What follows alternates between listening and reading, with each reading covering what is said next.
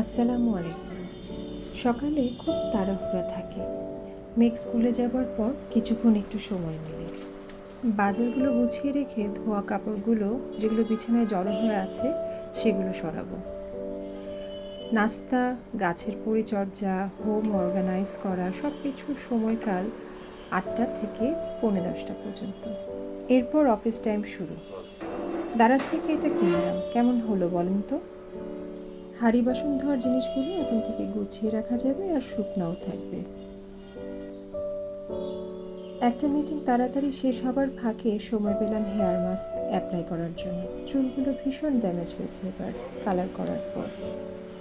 চালের পানিগুলো আমি চেষ্টা করি না ফেলতে, এগুলো গাছের জন্য খুব উপকারী। বহুদিন পর আজ বাইরে বের হলাম। মেঘু খুব খুশি।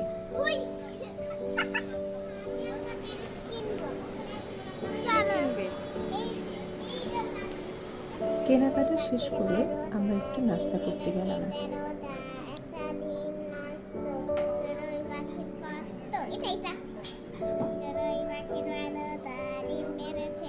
খেলা আর গল্পের ফাঁকে যে ডিনারের সময় হয়ে গেছে খেয়ালই করলাম না।